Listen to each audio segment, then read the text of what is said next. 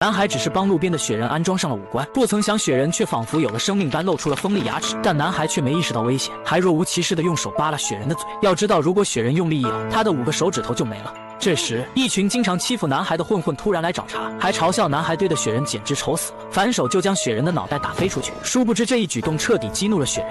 只见雪人眉头一紧，瞅准时机，故意一巴掌将混混扇飞，送给了混混一个断头套餐，鲜血顿时染红了整个地面。很快，警方就闻讯赶到了这里，而混混父亲也赶到了案发现场。混混父亲认为凶手肯定是男孩，但在场的所有人却说是雪人干的。父亲听后瞬间火冒三丈，还说如果雪人会杀人，那么让他来杀自己试试。殊不知这句话全被雪人听进了脑海。晚上夜深人静时，雪人就来到了他家门口，故意在他面前发出了嘲笑的声音，吓得男人还以为家里进贼了，拿起斧头就走到了院子外面。结果下一秒，雪人就直接趁其不备抢过他的斧头，就帮他实现了白天的愿望。担心他在黄泉路上孤单，雪人又闯进了他的家中，用彩灯缠住了他妻子的脖子，将他妻子活活勒死。随后拿起围巾就淡定地离开了现场。殊不知雪人的报复并没有因此而结束，因为他的体内住着一个杀人犯的灵魂，他的出现就是为了解决所有人。少女正在浴缸里悠哉悠哉地泡澡，殊不知成了精的雪人已经变成一滩水溜了进来。就在女孩对危险丝毫没有察觉时，浴缸里的水突然凝结成了刺骨的冰渣，将她牢牢固定在了浴缸，动弹不得。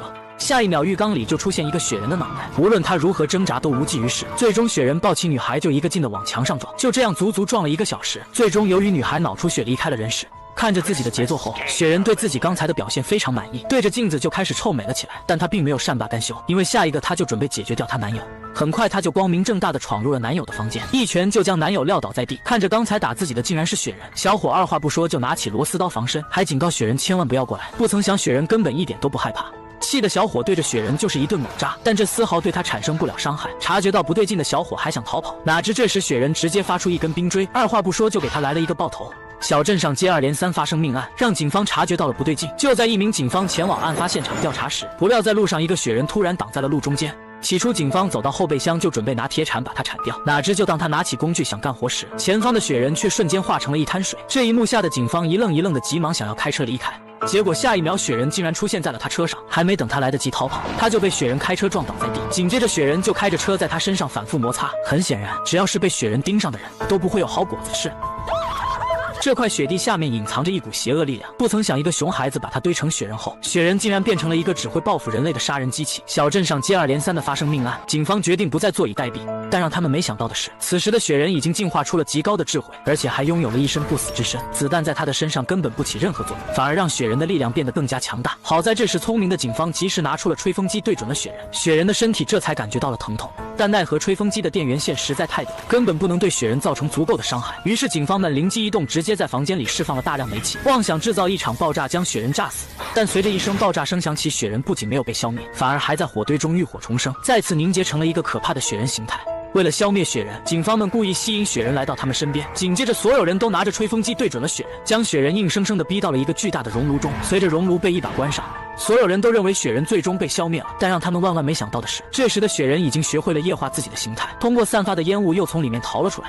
很快雪人就再次现身，变成了一滩水，进入了一辆汽车中。情急之下，尼克拿起车里的防冻液就砸向了他，哪知这防冻液竟然对雪人造成了致命的伤害。很快雪人就丢失掉了自己的半张脸。意识到雪人惧怕防冻液后，尼克急忙安排同事去搞防冻液，紧接着独自一人闯进了一个房间，故意引诱雪人前来报仇。很快雪人就通过液化形态进入了房间中，抓起尼克就释放冰锥，准备将其彻底解决。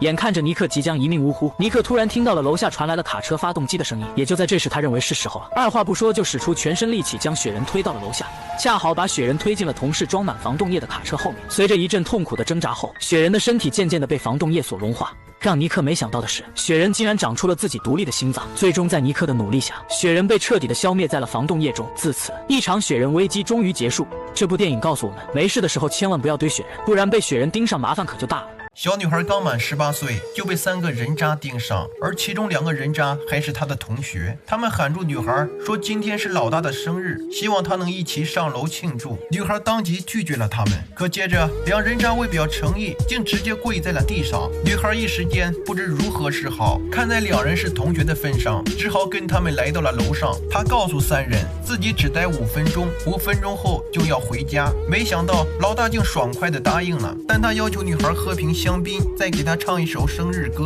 然而就在女孩给他唱歌时，一个人渣悄悄地将不明液体倒进了他的酒杯。女孩喝完后便头晕目眩，等他意识到不对劲，已经为时已晚。直到天黑，3人才放他离开。其中一个人渣还往他包里塞了15块钱，说让他买几包纯牛奶喝喝。女孩颤颤巍巍地走下楼梯，把人渣给她的15块钱扔在了地上。回到家后，她终于忍不住崩溃大哭了起来。爷爷听到哭声，立马跑上前询问。当他看到孙女腿上的淤青时，瞬间意识到发生了什么。爷爷咬牙切齿地询问谁干的。女孩哭着说出了3个人渣的名字。爷爷把女孩安顿好后，便拎着斧头冲了出去，可很快就被身为警察的邻居拦住。得知女孩的遭遇后，他让老人冷静，这事交给他们警察处理。战斗民族的警察果然凶悍，他脱下警装，拿起步枪，打开房门后，拽着人渣的头发一脚踹到了床上，然后铐上手铐，一气呵成。面对如此硬核的警察，3个人渣只好承认了罪行。可就在警察要将他们带走时，警察局长突然来了。他说这个案件由他亲自处理。原来在这3个人渣当中，有一个正是局长的儿子。看到局长都发话了，小警员也不敢不从。而女孩在家整日将自己关在卫生间，一遍遍地冲刷着自己的身体。爷爷心如刀绞，又十分无助。几天后，女孩被警察喊去问话，工作人员和局长是穿一条裤衩长大的。他不但逼迫女孩说出那些痛苦的细节，还丧心病狂地颠倒黑白，说女孩是因为看上了别人的财富，才故意上前勾引他们犯罪，以此勒索15块钱。女孩听到后绝望至极，没多久3个人渣就被警局放了出来。爷爷看到后心中暗暗发誓，一定会让几人付出血的代价。于是他带上自己所有的勋章，找上了当地的检察官。作为一个战功显赫的退役军人，胸前的每一枚勋章都代表着他曾经的荣耀。爷爷希望检察官看在他曾经为国家多次立功的份上，能够重视他孙女被欺凌的案件。可没想到检察官和局长也是一伙的，他一口咬定证据不足，不予立案。爷爷当即撂下了狠话，既然法律给不了我正义，那我就自己化身正义。接着爷爷背上了锄头耙子做掩护，找上了当地卖气枪的小商贩，走上前问有没有真家伙。小商贩当即乐了，嘲笑老人是吃鸡游戏玩多了吧。但当看到老人一脸严肃的表情，当即意识到他不是在开玩笑，于是便带着老人来到了当地的黑市。得知老人的遭遇后，几个商贩表示十分同情，于是便将他们的王炸产品拿了出来，一把高射程的消音狙击枪。老人试了几枪，枪枪命中靶心。要知道，曾经老人可是军队中的神枪手。接下来的几天，老人每天都会在楼下看别人下棋。在此期间，他发现每周三，3个人渣都会一起在楼上聚会，而今天正好是周三。老人一路小跑来到了外出游玩的妹妹家里，因为这里有着极佳的射击位置。瞄准人渣后，他毫不犹豫地扣动了扳机。虽然没直接要了人渣的命，却让他从此没了犯案的命根。接着老人迅速处理好作案现场，若无其事地走下楼，来到楼下继续看别人下棋，仿佛什么事情也没发生过。不久后，老人又盯上了第2人，他拿着狙击枪藏在妹妹的房子里。老人瞄了一圈后，最终将射击目标锁在了汽车油箱上，伴随着一声巨响，车子瞬间爆炸。人渣虽然从里面跑了出来，但身体却大面积遭到永久性烧伤。至此，2个人渣已经受到了惩罚，现在只剩下最后一个，而他也就是局长的儿子。前面的2起案件让敏锐的局长意识到，这绝对不是意外。局长告诉儿子，你的2个朋友已经出事，在没有找到凶手之前，你千万不要暴露自己。儿子听完后被吓得瑟瑟发抖。第2天，局长来到了老人的家里进行调查，想要搜查他的作案工具，可找了一圈后却什么也没找到。正准备离开时，直接碰上了老人外出游玩的妹妹来拿钥匙，这让老人顿感不妙。果然，局长提出要去老妇人家里进行搜查。来到妇人家里，局长打开窗户看向对面，这还真是一个射击的好位置。现在只要能找到武器，就可以直接抓捕老人。当警员打开衣柜，老人顿时紧张到了极点，因为枪就藏在这个柜子里。可警员却只找到一卷白纸，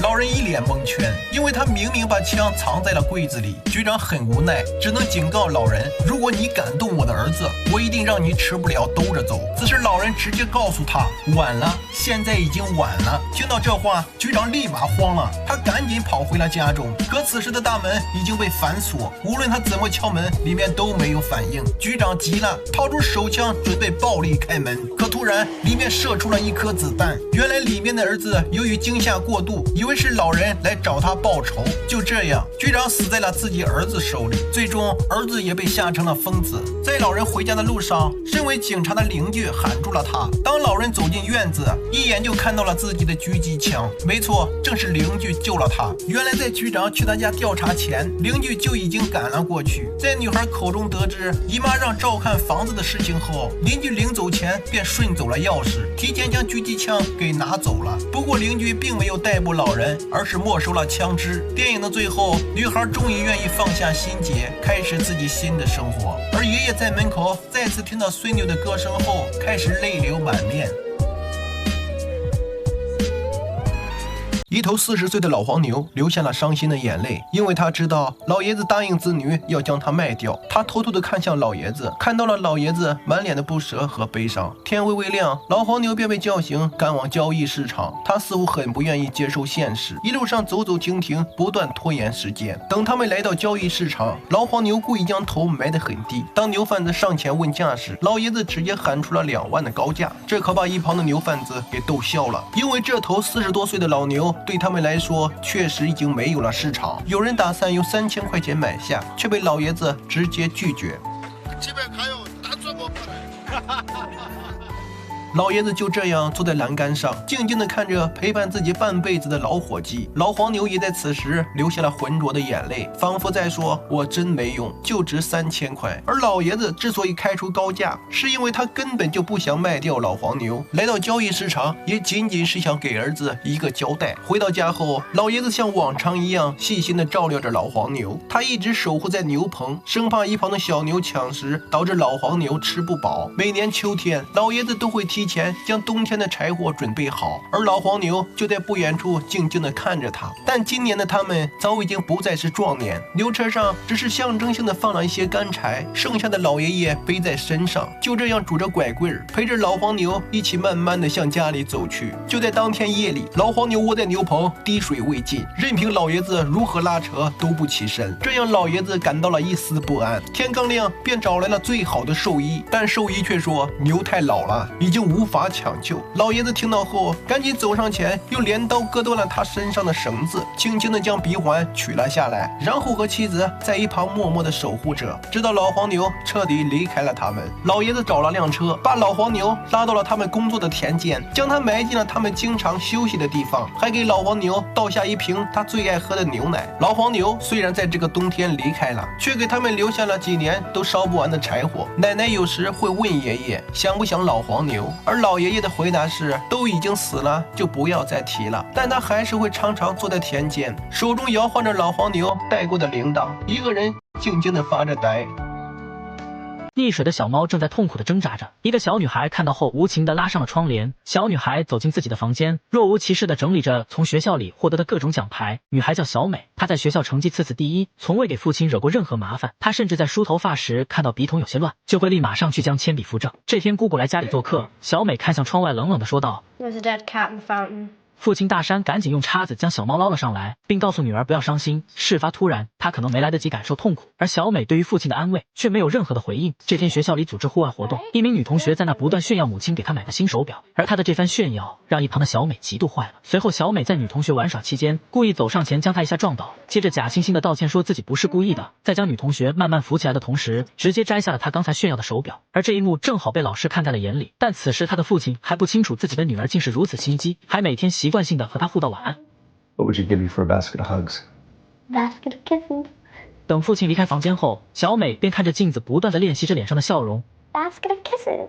Basket of kisses. 这天学校里要颁发一枚能代表学校价值观的奖牌，小美坐在台下，露出了势在必得的笑容。可她万万没有想到，老师却将这枚奖牌颁发给了同桌小帅。小美的脸色瞬间阴沉了下来，她不断抖动着小脚，压制着自己气愤的情绪。颁奖结束后，大山找上了校长询问女儿的情况。校长委婉地告诉他，小美是个十分聪明的孩子，但她却活在了自己的世界里，更像是一个优秀的演员。听到这番话，大山一脸蒙圈。他找上了女儿，开始安慰她，让她不要因为一个奖牌而难过。小美说，小帅是我的朋友，他能获得这枚奖牌，我也替他开心。第二天下午，小美便将小帅约了出去一起看海。就在小帅站在悬崖边时，小美从身后将他直接推了下去。等小帅被人发现时，全身已经僵硬，小帅母亲哭得撕心裂肺，而此时凶手小美却假惺惺的表现很惊恐的样子。可回到家后，小美却一脸得意的舔着草莓酱，这让身后的大山不禁有些怀疑。大山查看颁奖当天的一些照片，发现每张照片女儿都死死盯着那枚奖牌。第二天，校长来到小美的家里调查小美同桌死亡的原因。此时躲在墙角的小美担心事情败露，一个坏想法立即滋生。等校长开车回家的路上，脸上突然出现一个大马蜂，而在车子的后排居然是一个超大的马蜂窝。就这样，校长来不及停车便发生了意外。等下午父亲下班回家，小美便开心的上前打招呼。突然她发现同桌的奖牌出现在台灯下，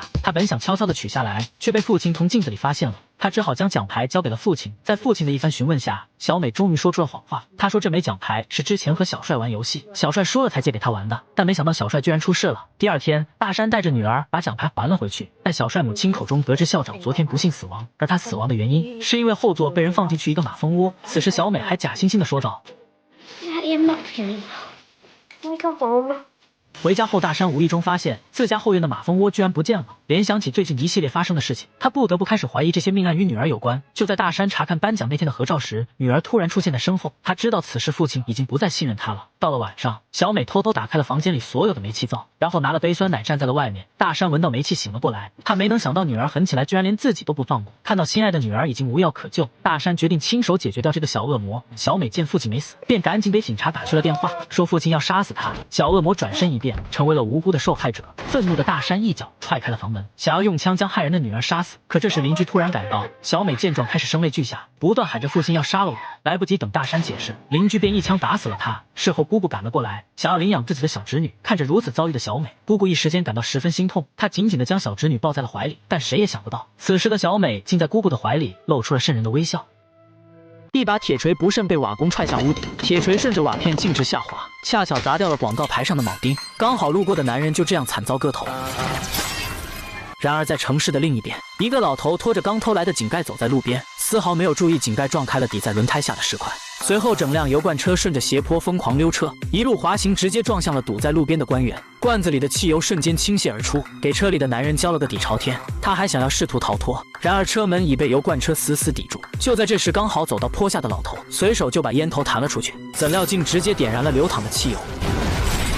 然而这场可怕的意外还在继续，一个牧师正冒着大雨返回教堂，可他刚来到门口，突然一道闪电劈来，直接将楼顶的避雷针给卸了下来。巨大的钢针以超光速向下坠落，瞬间就把男人从头穿到脚底板。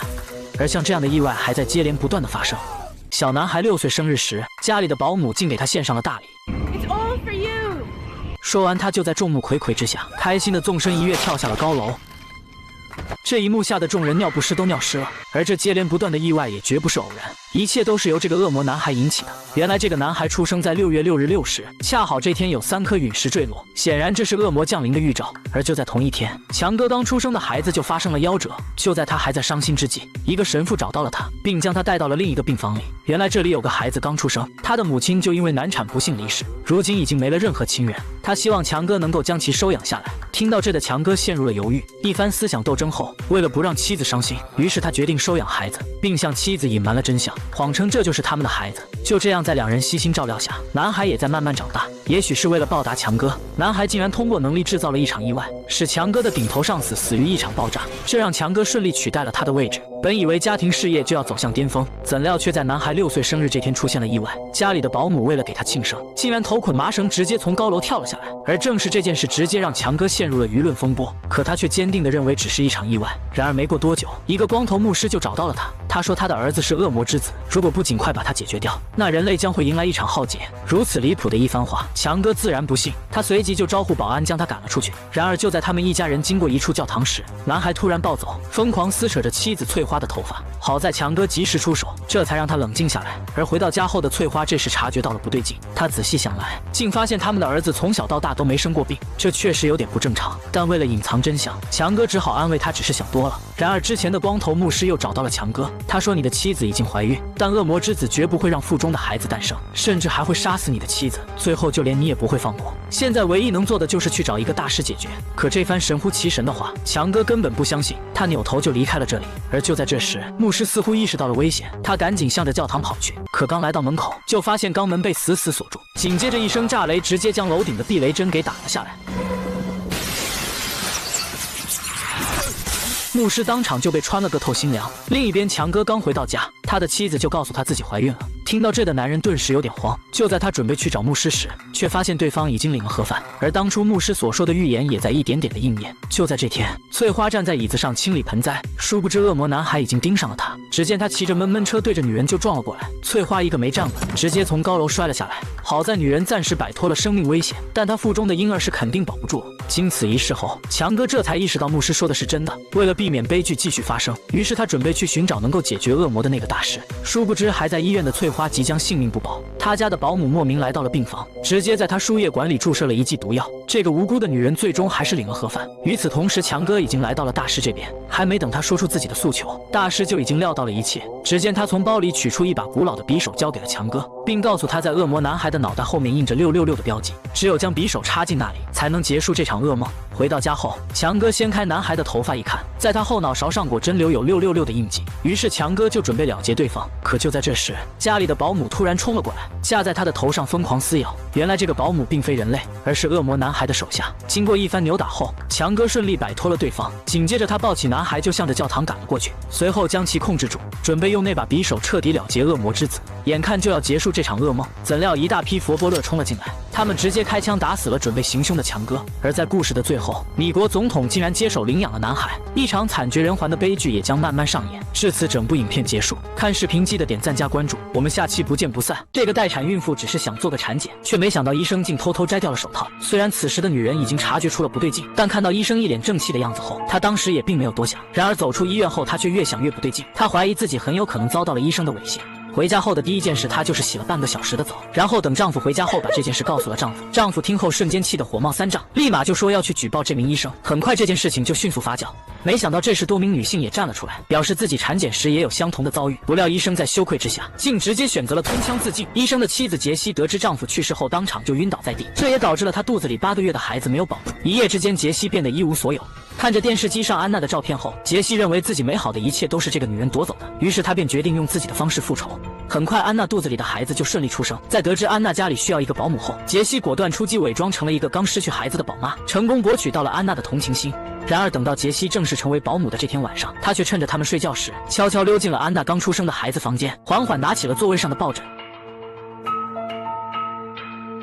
保姆半夜悄悄溜进主人家的婴儿室，二话不说就拿起旁边的抱枕，打算将主人刚出生不久的孩子捂死。然而看到孩子天真无邪的样子后，他却将抱枕放在了旁边，然后解开了自己身上的衣服，抱起孩子就喂起了奶，仿佛这个孩子就像是他的孩子一样。然而经过了保姆长期的喂奶之后，孩子也开始对他越来越依赖起来。殊不知这一切都是保姆复仇的手段，他这么做就是要夺走女主人的一切，然后让她变得一无所有。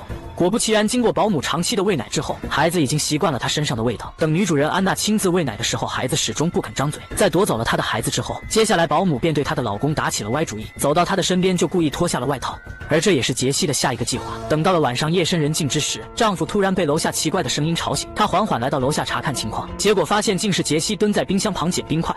这让丈夫瞬间看得眼睛发直，哪知杰西起身后竟询问她要不要喝一杯。好在丈夫最终拒绝了她。而随着时间的推移，安娜也察觉出了不对劲，那就是自己女儿哭闹起来怎么都哄不好。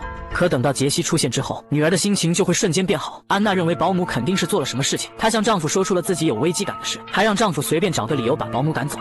殊不知，他们夫妻俩的对话已经被保姆用窃听器全都听到了。于是杰西便一不做二不休，等到了夜深人静之时，悄悄来到了花房，设计了一个机关，打算将安娜给骗过来，准备利用这个机关将她彻底除掉。女人刚推开大门，不料却触发了保姆设计好的机关。随着机关的疯狂转动，天花板上的玻璃瞬间发生破裂，紧接着就从天花板上砸了下来，当场就将女人给活活砸死。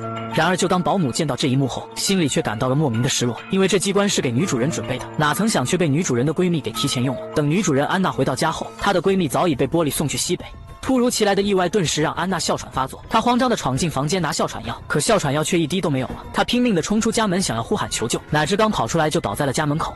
好在很快巡逻警方发现了她，赶紧把她给送到了医院，这才让安娜侥幸地从死里逃生。经过了这件事后，安娜越想越感觉保姆有问题，在她收拾闺蜜的遗物时，突然发现了闺蜜留给自己的一个纸条，上面写着一个神秘的家庭住址，让安娜无论如何都要去那里看一下。为了弄清怎么回事，安娜只好跟随地址来到了那里。在房产中介的介绍之下，安娜竟得知这栋别墅原始主人竟然是杰西。在得知杰西是因为丈夫去世后才搬的家，安娜瞬间察觉到了大事不妙，迅速赶回了家，一拳就将杰西撂倒在地，紧接着就揭露了他的真实身份。听到这里的杰西转头就走，而此时的一家人也不敢在这里住了，打算收拾东西准备搬家。可就在这时，地下室里突然传来一阵音乐的声音。丈夫听到动静后走向了地下室查看，可就在他准备上楼时，却被杰西一铲子拍晕。察觉到不妙的安娜立马报警，没想到这时杰西已经出现在了她的身后。好在这时大女儿及时提醒，这才让母亲侥幸从死里逃生。可由于母亲没有武器，最终还是被铲子敲晕了过去。眼看着保姆缓缓走了上来，大女儿赶紧锁紧了房门。然而保姆并没打算善罢甘休，对着房门就开始砸了起来。然而等保姆破开大门后，房间里却空空如也。在听到楼上传来哭声后，保姆迅速冲到了阁楼上。好在这时安娜苏醒了过来，直接就和保姆扭打了起来，最终一个冲撞就将保姆撞到了楼下。不曾想楼下的护栏恰好将杰西贯穿。直到这时，一家人的生活终于恢复了平静。女孩第一次在树林小便，却不知背后跟了个变态。他快速逼近女孩，想要行那禽兽之事，谁知女孩反抗太激烈，狠狠抓伤了男人的脸。男人一拳打向女孩，女孩脚底一滑跌落山崖，脑袋磕在了坚硬的岩石上。男人为了逃避罪责，决定一不做二不休，杀人灭口。他搬起一块大石头，不顾同伴的阻拦，不管苦苦哀求的女孩，一石头呼到了女孩脸上，硬生生把女孩砸死了。但男人还是不放心，怕同伴泄露消息，强迫同伴每人砸女孩一下。一行4人都沾上了女孩的血，他们干脆将女孩的尸体扔下悬崖，以防被人发现后报警。但这一幕恰好被女孩的闺蜜小美拍到。小美原本在拍风景，万万没想到会拍下这么残忍的事。此时男人发现了小美，立即冲过去想要抢夺摄像机。小美无路可逃，为了给闺蜜的死留下证据，她开始徒手向岩壁上爬。男人的一名同伴紧随其后，幸好岩壁光滑，再加上小美奋力反击，同伴从几十米的岩壁跌落，落地时被尖锐的石头刺穿了大腿，同伴疼得撕心裂肺。男人更是不甘心的大声叫嚣 I'm coming for you！ 他们把受伤的同伴带回住所，喂了大把止痛药，然后带上专业的登山工具，再次来到岩壁下，准备攀爬这座高达3000米的岩壁。而在毫无防护措施的情况下，小美丝毫不敢松懈的一点点攀爬。然而危机无处不在，一条毒蛇出来觅食，小美拼命保持镇定，一动不敢动，生怕惊动了眼前的毒蛇。好在毒蛇对自己吞不下的食物没兴趣，很快钻进了石缝中。小美趁机快速向上爬，这时男人已经将登山装备准备好，随时准备往上爬。又累又渴的女孩准备补充点水分，可手一滑，水杯掉了下去。男人见状猛灌了一口水，大声嘲讽小美顿时充满绝望，可更让她绝望的是，男人通过一条捷径，提前一步爬到了小美上方。这可怎么办？敌人在终点等着，就算爬上去也是羊入虎口。好在这时小美发现了一处突出的岩壁，还有以前的攀岩者留下的帐篷，她打算暂时在这里休息。这时男人从上方抛下根绳子，让小美把摄像机绑在上面，可以饶小美一命。可等几人把绳子拉上来，发现只有一张纸条。小美包扎好被划破的伤口，小心地靠在岩壁上，将破旧的帐篷固定住，慢慢地挪到帐篷内，避免睡着后掉下去。可上面的男人却开始对着帐篷撒尿，然后将装满石头的背包扔了下去。背包在绳子的牵引下成了个摆锤，一下下撞击着帐篷，巨大的冲击把小美甩了出来。危机关头，她紧紧抓住背包，男人见状赶紧隔断绳子，幸好小美反应迅速，眼疾手快地攀住了岩石边缘，真是差一点就要粉身碎骨了。悬崖上寒风凛冽，小美明显感觉体力急速下降，她只能再次试了试帐篷的支撑力，小心躺了进去。但男人根本不可能让她休息，突然一把锋利的刀子划破帐篷，来人狠狠揪住小美的头发。危急关头，小美抽出匕首割断了自己的头发，下落的一瞬间快速抓住帐篷，在在他爬上岩壁后，帐篷像是完成了使命，缓缓坠入了悬崖。小美从鬼门关捡回了一条命，而男人的同伴却受了重伤，大腿被小美无意间刺穿，男人却不准他们回去医治。同伴趁着男人睡着，悄悄对另一个同伴说，在他们去拿登山装备的时候，男人就返回房间，把之前受伤的同伴杀了，说不定最后我们也会被灭口。同伴猜的没有错，男人听到了两人的谈话，毫不犹豫拿起锤子砸向同伴，然后将人推下悬崖。另一个同伴更惨，被捆住手脚，身上浇上烈酒，一把火点燃，男人一脚将他踢了出去，同伴燃烧着被吊在半空中。小美简直要被吓傻了，男人何止是变态，简直丧心病狂，直到火焰烧断了绳子，可怜的同伴才得以解脱。这次男人亲自下来了，一刀划伤小美的大腿，让她交出摄像机。小美只能说出摄像机的位置，男人伸手去拿，等待他的却是一条毒蛇。愤怒的男人打算直接下杀手。争斗过程中，小美击中男人要害，趁机割断了绳子，又顺手补了一刀，男人瞬间趴在了岩壁上。这一刻，小美突然觉得录像不重要了，她现在就能为闺蜜报仇。于是她狠狠踩向男人的手，亲眼看着他跌下悬崖。清晨的第一缕阳光洒向大地，小美终于爬到了峰顶。闺蜜的死难以挽回，但她拼了这一次命，终究是问心无愧了。女人刚从娘家回来，就发现家里多了一个纸箱制造的迷宫，而诡异的是，她的男友戴夫竟在里面迷了路，已经被困了3天3夜。安妮看着狗窝大小的迷宫，就觉得很离谱，转身就要拆了这些破纸壳，却被迷宫里的戴夫厉声阻止。安妮想要进去，也被戴夫拒绝，他说里面太危险了。两人僵持了半天，安妮无奈，只好打电话叫来了戴夫的朋友戈登。看着眼前的破纸壳子，戈登也难以理解，戴夫自己建了迷宫，怎么就迷路了呢？而且拆也不让拆，进也不让进。戈登又打电话叫来了朋友哈利，结果哈利带来了一群人。原来哈利觉得戴夫这个行为很有意思，就打算给他拍个纪录片。尽管戴夫一再警告他们别进来，可这群人好奇心爆棚，都想进去一探究竟。然而刚一进去，他们就惊呆了，里面的世界别有洞天。戈登研究着纸板，不料手被划伤了，一滴血滴到纸板上，竟瞬间被吸收了，太诡异了。紧接着他们又看到一个按钮，上面写着别按它，那谁忍得住？结果咣当一声，那是真疼啊！他们接着往里走，眼前的扑克房惊艳了众人，简直是鬼斧神工。再往前竟然是一个钢琴走廊，大家都玩得不亦乐乎。你别说，戴夫虽然一事无成，但在捣鼓迷宫这块的确是有点天赋。接着他们又来到一个堆满废纸的小屋，迎面是一个大脸怪，不停地从嘴里喷射纸屑，几个人差点被垃圾淹没。然而可怕的是，这里的纸鹤竟然能发起攻击，众人慌乱地想要逃离，可大门却缓缓关闭，想逃出去已经来不及了。这时安妮发现大脸怪的嘴巴是一条通道，她费力掰开，大伙都钻了进去，好不容易逃到另一个房间，突然冲进来一个金发女，她兴奋地说，这里简直太好玩了。然而脚下却踩到了机关，地下的齿轮开始疯狂转动，扑哧一声，女人的脖子就和身体分了家，漫天喷洒着红色纸条。几个人吓懵了，这迷宫咋还吃人呢？大家赶紧四处逃散。然而更恐怖的还在后面，一对小情侣在玩躲猫猫，男人却不小心绊到了机关，接着一个大钉板拍下。等女人找到他时，他的五脏六腑已经被纸筒刺穿，还喷射出大量材质。女人被吓得浑身发麻，赶紧把事情告诉了众人。大家听了都倒吸一口凉气，看来这个迷宫真的不是闹着玩的。他们壮着胆子去查看情况，可没想到那具男尸竟诡异消失了，只留下了一堆纸屑。面对越来越恐怖的氛围，安妮怒了，她掏出一把刀子，直接戳向了纸墙，她要挖个洞通向外面。可突然一阵妖风起来，戈登让安妮快一点，好像有东西在慢慢靠近。安妮瞬间爆发了洪荒之力，硬生生扯开了一个大口子，大家赶紧钻了进去，只有这个女人一动不动。 Get out here！ 众人吓得慌忙逃窜，接着一个牛头人身的怪物出现，一身腱子肉配上六亲不认的步伐，对几个人展开追杀。大家躲在角落里瑟瑟发抖。这时戴夫竟然出现了，这个迷宫就是他建造的，可对于迷宫的杀人事件，他也一头雾水。唯一能知道的是，迷宫有了生命会不断的向外延伸。为了带大家逃出去，戴夫率先钻进了一个纸箱，然后他竟凭空消失了。几个人硬着头皮也钻了进去，然而诡异的事情再次发生。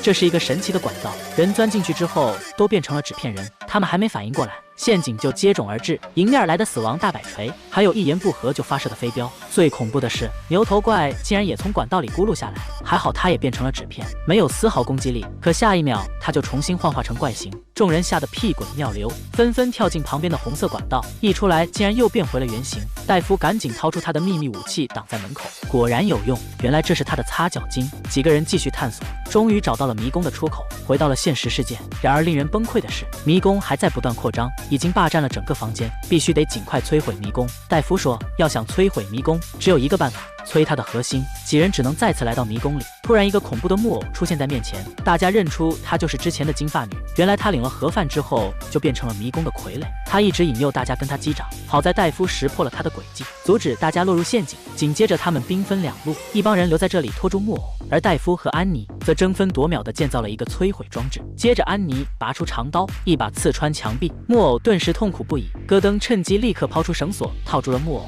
随着安妮破开的墙壁越来越多，木偶也发生了变异，变成了一只巨大的魔爪。三个人拼命地拖拽，可还是让魔爪慢慢缩了回去。不巧，绳子的另一端正好在摄影师脚上，他一下被拽到洞口。在最后一刻，他奋力抛出底片，然后壮烈牺牲，化成了一堆红色纸片。这时，安妮和戴夫也成功走到了迷宫的核心地带。接上电源后，毁灭装置立刻启动。在飞速运转了一段时间后，戴夫一刀砍了下去，顿时天旋地转，只可迷宫不断倒塌，牛头怪也被砸死在里面。终于，他们回到了现实世界，看着满屋的狼藉，幸存的几人相顾无言。那么，戴夫为什么要造迷宫呢？或许是因为现实中的他被人指责一事无成，所以他想通过建造迷宫来证明自己的价值。迷宫里的垃圾房就像是他遭受的所有指责，会不断扩张淹没人的心智，而迷宫里所有的死亡场景，也许是戴夫的一种变相复仇。而最后，戴夫之所以能够冲破心墙，是因为安妮从始至终的不离不弃。课堂上，老师正逼一名学生读他写的作文。老师非常严厉，他总逼着我背作文选。可是就算我背下来一改进步，我还是不会写作文。其实写作文就是应该写自己身边的事儿，而不应该背范文。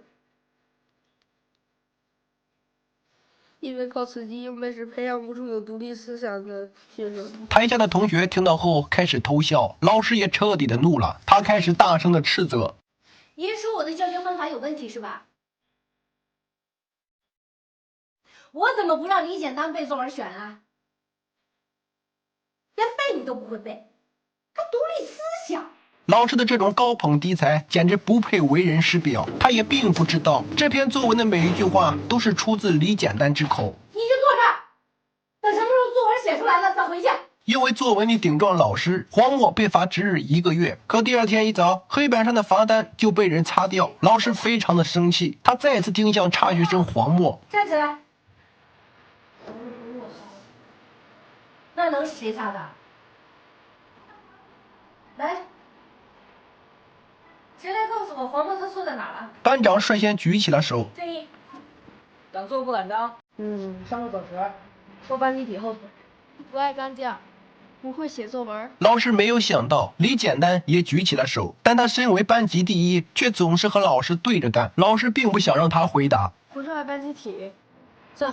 老师再次看向李简单，他依旧举着手，怒目圆睁。老师实在没有办法，只好允许他发言。朱老师，黄墨的名字是我擦的。我觉得黄墨他就是把自己真实的想法写了下来，他没做错。还有，独立思想是我跟他说的。李简单，上课回答问题，请起立。就这样，李简单顺利的和黄墨一起受到了惩罚。之后的日子里，李简单每天都会请黄墨喝汽水，两人很快成为了好朋友。但黄墨的自信心却越来越低，他不想拖全班同学的后腿，开始做一些力所能及的事情。此时的老师突然找上了黄墨，他让黄墨不要和李简单比，李简单的成绩好，他根本不会在意你的处境。大家放学后，只有这对难兄难弟还在打扫着卫生。李简单随意的擦完黑板，便催促着黄墨差不多就行了。然而这却惹怒了黄墨。不要打我！说想把我身上我丢人，你知道吗？还说写的作文老师骂我，你擦黑板老师骂我，现在只是说好，明天老师还得骂我。反正你成绩好，老师怎么着也不会骂你。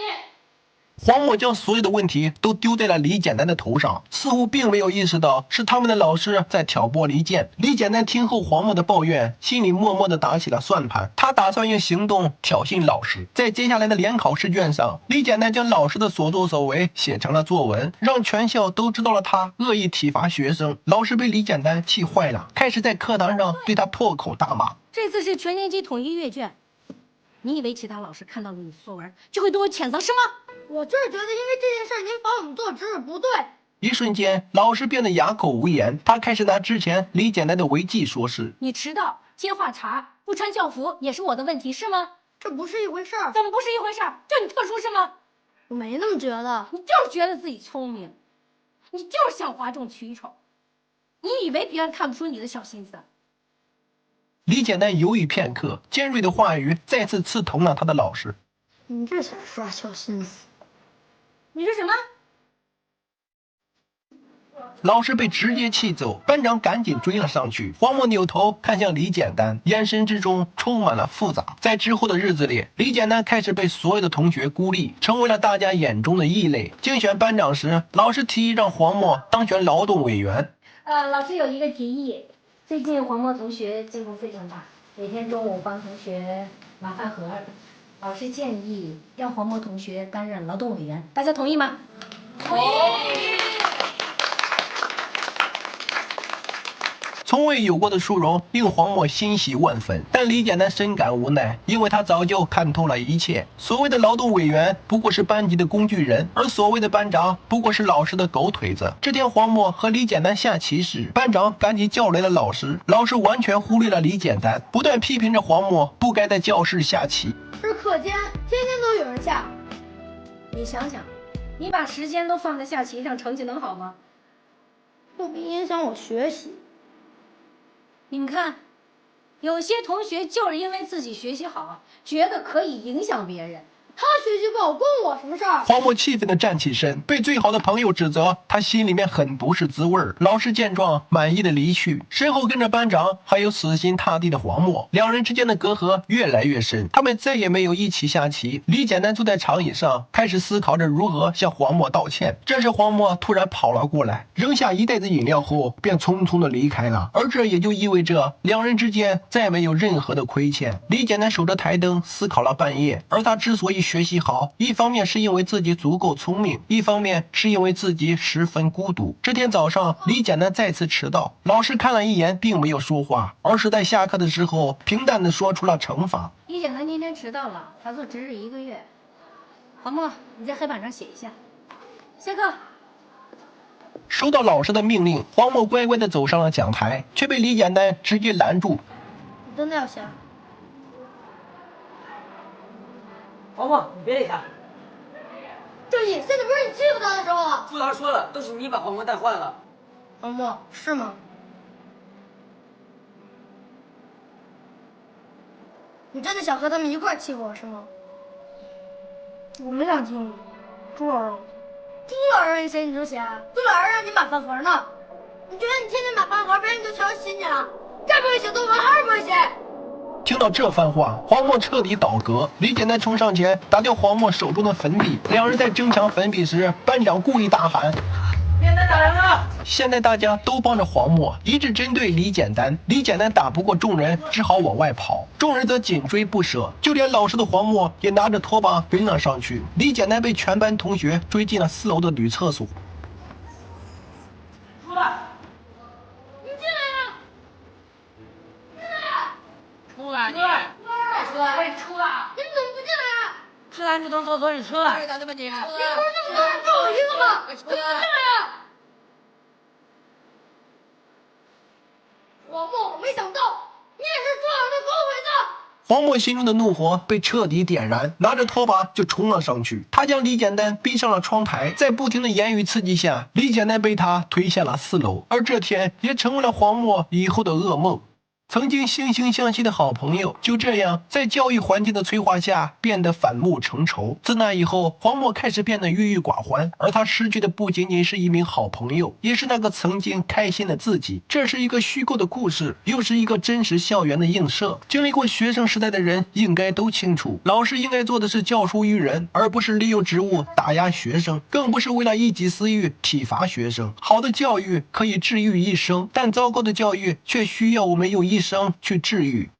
这名司机只是在开车时回了一下头，却发现刚刚行驶在前面的车辆竟诡异地消失在了他的视线中。不料等车辆行驶出隧道后，车上的17人全部都傻了眼。只见路上别说是车子了，就连收费站都一个人影没有。诡异的是，就当司机行驶到市中心后，路上也没有出现一个人，甚至就连平时热闹的大埔街道也没有人影，仿佛整座城市变成了一座死城一般。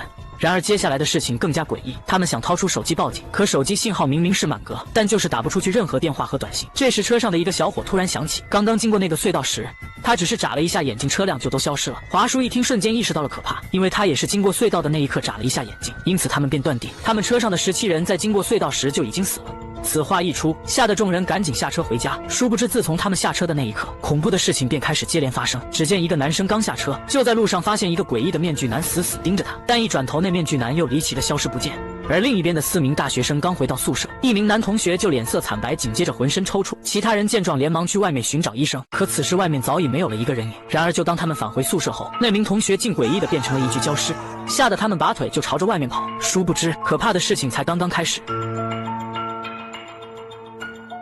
大巴车只是经过了一条隧道，车上的17人就和这个世界失去了联系，因为整个城市已经沦为了一座死城，大街上一个人影都没有。然而恐怖的事情也开始接连发生，只见3个大学生跑着跑着，竟然诡异的变成了一滩碎土。就在大巴车上剩下的众人还没察觉到危险时，他们突然就同时接到了一个神秘的电话。然而等到电话接通之后，那边却没有发出任何声音。为了弄清这一切到底怎么回事，华叔立马向车上的众人发送短信，他让众人在一家餐馆汇合。很快众人就来到了约定的餐馆见面。没想到此时的长发男却说，这一切很有可能是外星人在捣鬼，切断了所有的通讯设备，并掳走了世界上的所有人。然而这个说法实在是太离谱了，还没等众人反应过来，厨房却突然传来了一阵爆炸，紧接着长发男身上就燃起了熊熊烈火，长发男也因此痛苦离开了这个世界。诡异的是，就当众人出去查看尸体时，竟在路边看到了一个面具人死死盯着他们。众人认为这一切很有可能是面具人搞的鬼，于是对着面具人就展开了追踪。好在人多力量大，面具人最终被众人堵在了一个角落里。只是让他们没想到的是，摘掉对方的面具之后，竟发现对方是一个日本人。日本人说自己是来救他们的，还解释他是他们的同学。然而所有人都表示不认识他呀。就在众人疑惑不解时，面具男趁机赶紧开溜。就当阿池找出来当年的毕业照片后，果然发现了那个面具人是自己同学。可面具人为什么说他是来救他们的呢？就在阿池还没弄清怎么回事时，家里的电话却突然响起，没想到对方传来的却是他女友的声音。女友告诉阿池，他们一车人已经失踪6年了，全国的救援队现在都在寻找他们。听到这里的阿池瞬间心里一阵发毛，难道自己这是被困在了另一个世界吗？然而还没等阿池询问出来什么，电话却突然没有了信号。阿姨，高鐵爆炸，咩？阿姨，咩大爆炸？阿姨啊，阿姨！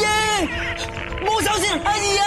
小伙突然面色惨白，呼吸困难。然而就当他起身想要说点什么时，他的胳膊竟诡异的变成了一滩碎土，紧接着他就一个激动淹死在了鱼缸中。这一幕瞬间让众人意识到了可怕。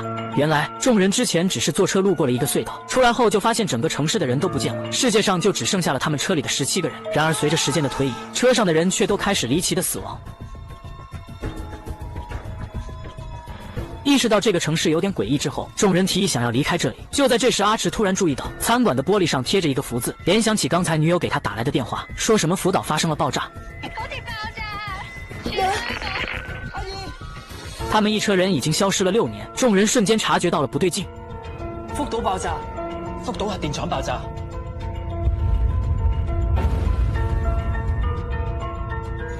福島核電廠爆炸同香港有咩關係啊？香港有冇核電廠？有啊，雖然唔係屬於我哋嘅，但係離我哋唔遠㗎。細菌唔理遠近，如果唔阻止佢，一擴散就好似幾年前嘅沙士咁樣。雖然不知道福島到底發生了什麼，但他們還是決定去那裡一探究竟。為了更好的避免核輻射，他們迅速衝進一家超市，然後全副武裝準備出發。不料他們剛走到外面，一群面具男卻突然找上了門來。意識到這群面具人這是想阻止他們，眾人連忙衝到車上，和這些面具人展開了一場速度的較量。由於大巴車司機技術過硬，他們順利躲開了面具人的追捕。然而他們前腳剛剛穩定下來情緒，天空中卻詭異地下起了血雨。這場血雨也注定了他們這一幸凶多吉少，但現在的他們哪裡管這麼多，還是硬着頭皮出發了。至此，電影結束。雖然故事沒有解開最後的謎題，但我會用小說的劇情模式開始繼續講解。在某一年，福島核電站發生了爆炸，為了躲避核輻射，所有人都被安全撤離了這座城市，因此整座城市便淪為了一座死城。而就在此時，日本人卻在這裡偷偷做實驗，想要觀察人體在核輻射環境下的生存能力，於是便選中了大巴車上的17人，用藥劑消除了他們的記憶，然後觀察他們的行為舉止，直到日本人的實驗成功。這個大巴車司機為了節約時間，竟將車子開進了一條荒廢多年的隧道，沒想到原本3分鐘的路程，他足足開了30分鐘都沒走到出口。你認不認識路啊你？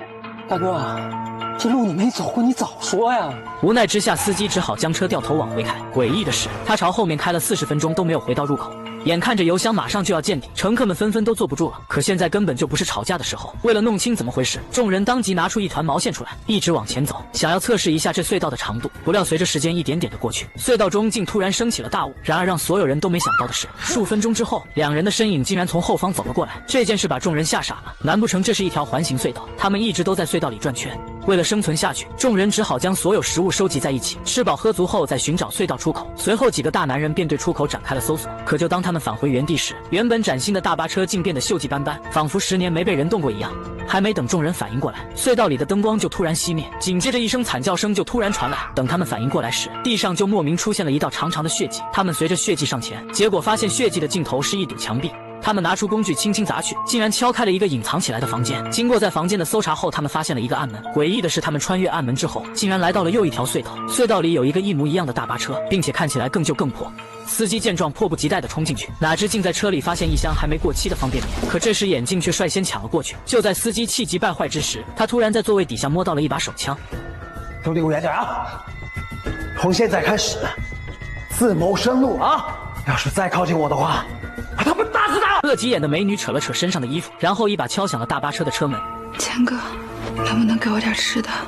司机哥哥见他可怜，当场就同意了。然而就在美女拿着一包方便面大口大口的咀嚼时，一旁眼镜男的肚子也开始咕噜咕噜叫了起来。于是为了得到一口吃的，他便趁着美女再次向司机要方便面时，悄悄来到了大巴车旁边。紧接着趁着两人不注意时，拿起一根钢管偷出来一包方便面。然而就在他拿着方便面准备离开时，却不慎一脚踢到了脚下的钢管，刺耳的声音瞬间引起了司机的注意。只见司机二话不说就从车里出来，对着眼镜就是一顿穷追猛打，想让眼镜把方便面给吐出来。但吃进去的食物哪里有吐出来的道理？眼看着眼镜就是不肯吐出来，司机举起一个大铁桶就准备砸死他。就在这时，眼镜却一脸的惊恐，告诉司机他后面有人。然而司机哪里相信他的鬼话，结果下一秒一根钢管就刺穿了司机的身体。等到众人赶来后，所有人都认为是眼镜杀死了司机，没想到眼镜却说：“不是我，你们不知道，这个隧道里除了我们，还有别人。”别人在哪儿啊？就在众人前往大巴车查看情况时，眼镜却突然冲进了车里拿方便面。美女见状，立马就和他抢了起来，因为两人的拉扯，方便面掉了一地。然而就在眼镜趴在地上捡方便面时，却突然发现了车底下有一个下水道，意识到这很有可能就是隧道的出口。众人迅速将车子推开，然后一个个全都钻进了下水道里。他们走着走着来到了一个房间，经过搜索之后，这个房间里竟有一个暗门。他们穿越暗门之后来到了下一个隧道。诡异的是，这条隧道里更脏更乱，并且隧道里还停着一辆一模一样的大巴车，看起来像是荒废了更多年一样。这时的眼镜突然想到了什么，不管脏不脏的就冲进了车里，从座位底下摸到了一把手枪。也就在这时，对人性的考验便开始了。现在食物不多了，为了能找到新的出口，我们需要有人为团队做出牺牲。大巴车只是误入了一条荒废多年的隧道，没想到进去后却出不来了。眼看着剩下的食物已经所剩无几，考验人性的时候便到了。只见眼镜二话不说就抓起了酒吧女，准备做点什么，没想到对方却上演了一场美人计。文哥，我是你的人。眼看着对方有几分姿色，眼镜便放过了他，紧接着就拽起一个女大学生。然而就在眼镜想对女孩图谋不轨时，女孩的哥哥却突然闯进了房间，气得眼镜一拳就打了过去，紧接着将对方按进了水缸。女孩看着哥哥就将一命呜呼，拿起花瓶就朝眼镜砸了过去，岂料对方却是一个铁头，一枪过去就将女孩击杀。此时的眼镜已经杀红了眼，现在看谁都想要弄死他。随着酒吧女缓缓走来，眼镜一把就死死掐住了他的脖子。然而就在这时，对方却直接掏出了一把利剑，直接就刺穿了他的心脏。随着命案的接连发生，剩下的众人也很快的来到了下一条隧道，而此时的酒吧女也因此成为了最后一个持枪人。她拿枪威胁幸存下来的最后一个男人带她出去，不然就一枪打死他。然而就在这时，死去的眼镜却突然出现在了车窗。很显然这时的酒吧女已经疯掉了，她拼了命的想要逃跑，然而没过多久她就被绊倒在地，紧接着离奇死在了自己的幻觉当中。随着她死掉，剩下的3人也很快的来到了最后一条隧道。眼看着前方出现了一处亮光，他们还以为这下子终于得救了，哪知就在这时，他却忘记了想要出去就必须死一条人命的事情。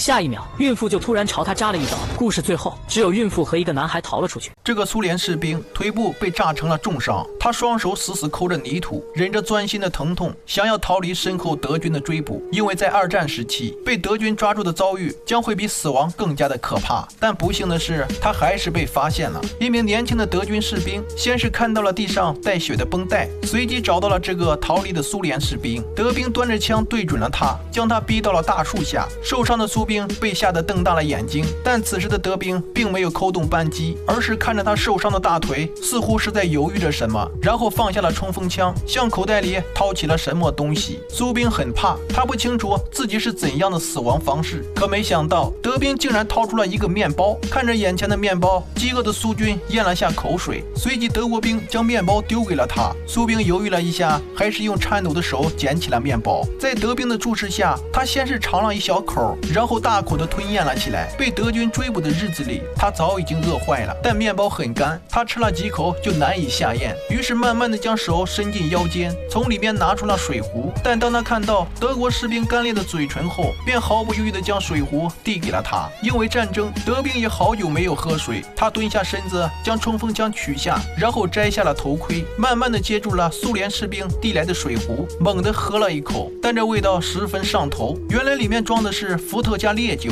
德军赶紧吃了口面包，压了压酒味，在这一刻，两人已经不再是敌人，似乎更像是久未谋面的朋友，相互分享着面包和美酒。苏联士兵从口袋里掏出一支香烟，可在身上一番摸索后，并没有找到火柴。德国士兵吸了口气，显然他也很想抽烟，于是从口袋里掏出一盒纳粹牌火柴，递给了他。苏联士兵将烟点燃后，抽了2口，便把烟递给了德国兵。两人之间一句话都没说，又像是说了很多。或许如果没有战争，两人相互分享的经历会促使他们成为朋友。但很快，远处就传来了一声枪响，是德军搜查队找了过来。苏军扭头看向德国士兵，气氛开始变得紧张。但此时，苏联士兵的脸上没有了之前的惊恐，德兵掏出手枪瞄准了他。在苏联士兵抽完最后一口烟后，抬起头看向这个陪伴他最后时光的年轻德国士兵，然后点头示意他开枪。一声枪响，这短暂又奇怪的友谊到此结束。德兵一脸歉意地看着他，作为男人，我可以陪你喝酒，但作为士兵，我必须执行任务。接着，德国士兵再次端起冲锋枪，继续搜捕敌人。可怜的小女孩被一群坏蛋抓住，他们绑住女孩的手脚，将一针不明液体打进女孩体内，女孩很快陷入昏迷，只能任人摆布。他们是东南亚最大的人口贩卖集团，从大街上寻觅年轻姑娘，以星探的名义把人骗上车，让他们喝下带迷药的饮料，神不知鬼不觉地将人掳走，然后集中关在一处隐秘的仓库，吃喝拉撒全在笼子里解决。面容姣好的女孩会被卖到声色场所，差一些的低价卖到偏远山沟，给老光棍当媳妇。这天，买家登门交易，一个漂亮女孩被带了出来，买家满意的付了钱，准备带走女孩。这时，一把枪顶上了男人脑袋。人贩子要确认买家身份，要求男人当场验货。说完，一把将女孩推到沙发上，男人开始解皮带。然而下一秒，原来他是一位特工，名叫托尼，伪装成买家来收集情报。3两下解决掉小喽啰后，托尼抓起小头目，将他倒挂在窗外，逼他说出女孩们的关押地点。在性命威胁下，小头目赶紧老老实实交代。托尼得到满意的答案后，一把将小头目扔了下去。这种人不配活着。夜幕降临，一场肮脏的人口交易在码头进行。悲惨的少女们被装在集装箱里，可当小弟打开集装箱，就连作恶多端的人贩子老大都忍不住捂住口鼻，整个集装箱里的少女全死在里面。有良心的人在哀叹，而无良的人贩子头目却在心疼白花花的银子。可没等他心疼多久，埋伏好的国际刑警将他们团团包围，双方展开激烈火拼，人贩子们被打了个措手不及，很快被消灭大半，只剩下头目和他的儿子。最后儿子也死在刑警枪下，头目伤心欲绝，瞬间没了抵抗逃跑的心思，抱着儿子痛哭不已。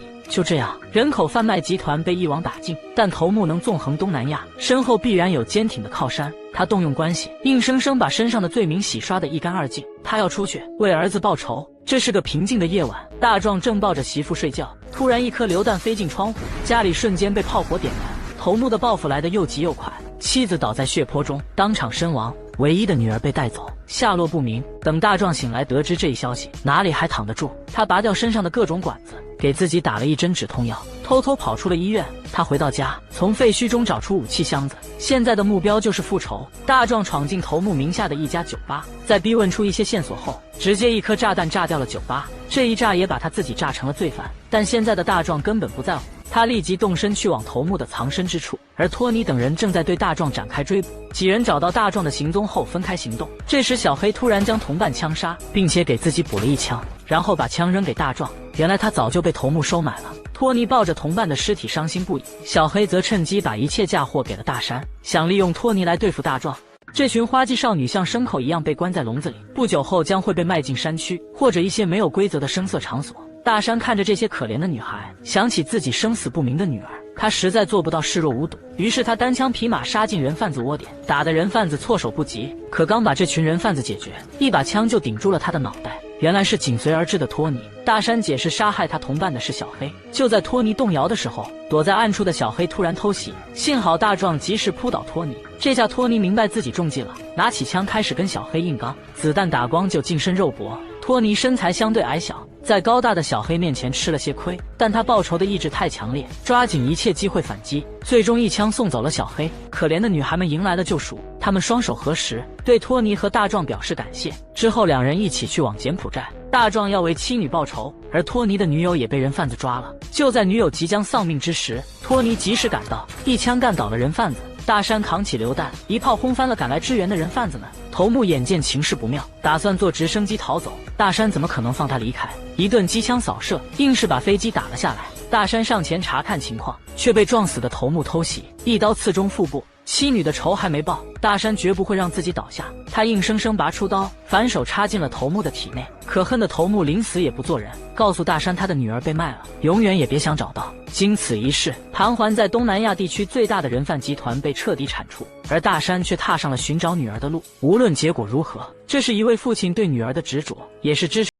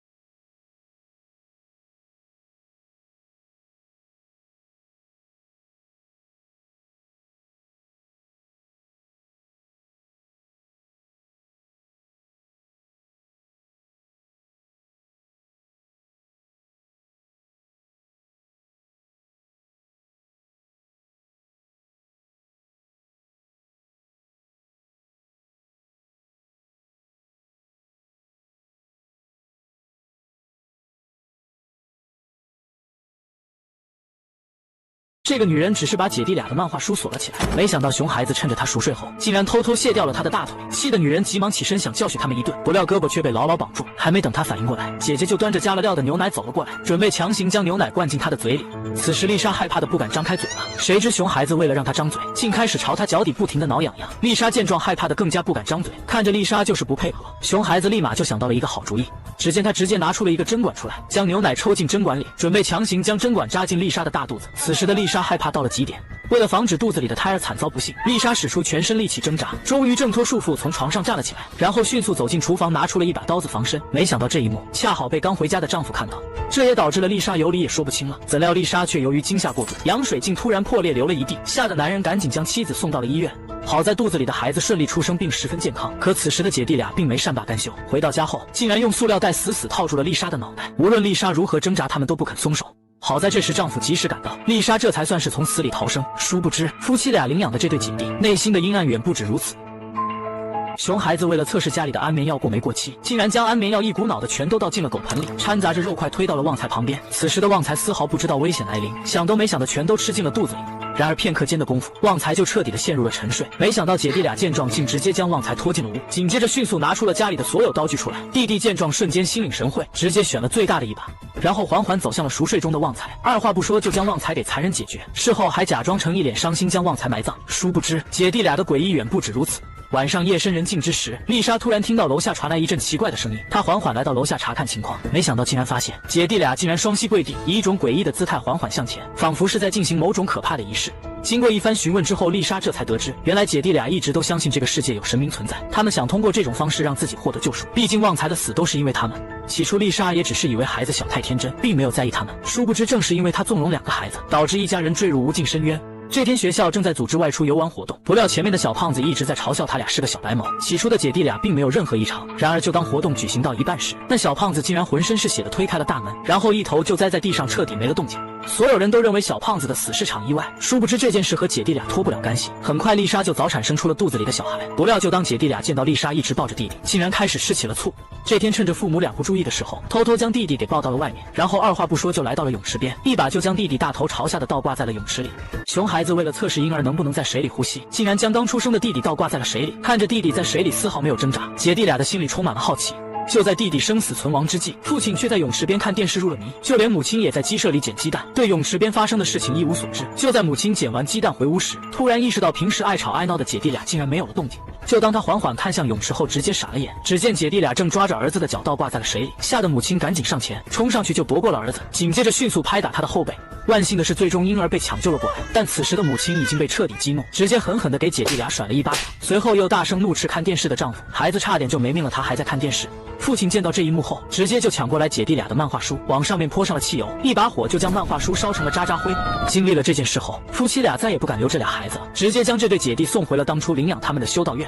本以为危险的事情已经结束，没想到到了晚上夜深人静之时，家里的灯光却一闪一闪的，就连音响也离奇的自动播放起来。意识到这可能又是姐弟俩搞的恶作剧后，丽莎赶紧去院子外面查看情况。没想到这时她突然发现丈夫修电线被雷劈了，全身都燃起了熊熊烈火。这时的她被吓得不知所措，冲进屋就准备去拿灭火器，不料这时的丈夫已经成了一个火人，直接冲进来点燃了家里的沙发。